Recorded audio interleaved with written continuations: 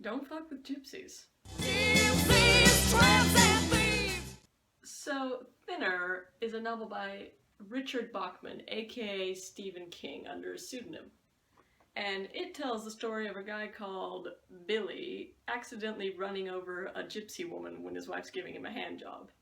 So then this gypsy guy touches old Billy, and he starts drastically losing weight.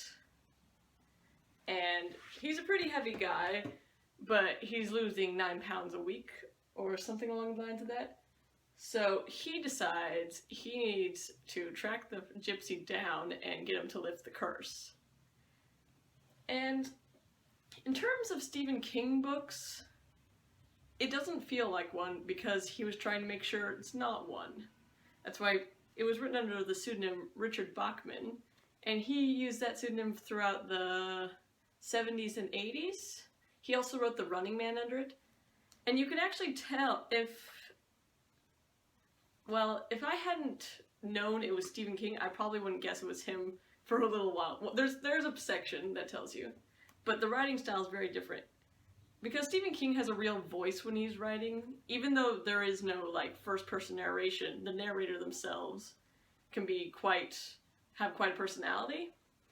But in this one, they're a lot more bland. It's a lot more just Billy focused rather than how the narrator sees Billy or how the narrator sees anyone else. He just it's just flat.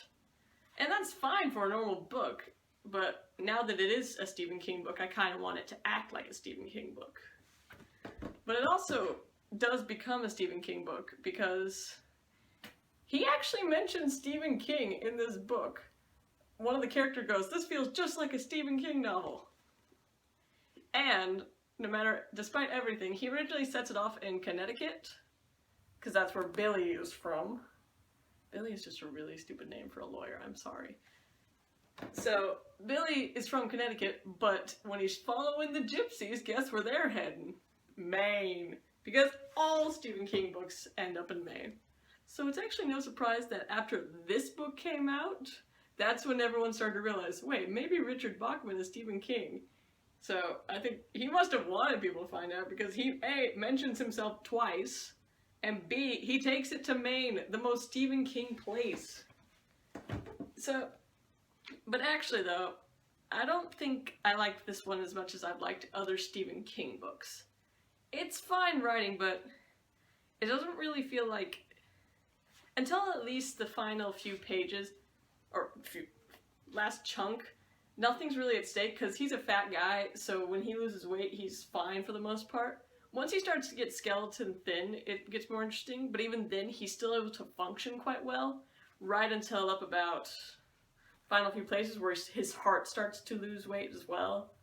So, the ending is confusing and a little funny, but literally the last page is pretty good. The last 2 pages, maybe, are pretty interesting, but how they get to that point is also kind of funny if you look at it just from the outside. So it's all like, ah! But then if you're just looking at it, it's like, wow, that's actually kind of funny, that this is happening. Spoiler, it involves a pie. Doesn't matter what the pie involves, it's just great.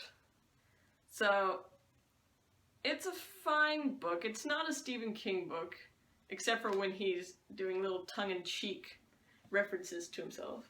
So overall, I would give it 2.5 Kings out of 4. If you like Stephen King, and because you love the way he writes, it might not be as much your thing, but if you just like a good, I don't even know if this is horror. My dad described it as homage to Franz Kafka, The Metamorphosis, but that's not really what I'm looking for when I read a Stephen King book. I'm looking for horror. So it's got body horror, just not suspense. So it doesn't have the Stephen King suspense, and it doesn't have the Stephen King way of writing. But it's still, if you take it away from the fact it is Stephen King, it's a fine book. So if you're just looking for a book that's got a little body horror, got a little creepy factor, I would recommend it. But if you're looking for a Stephen King book, it's probably not the one.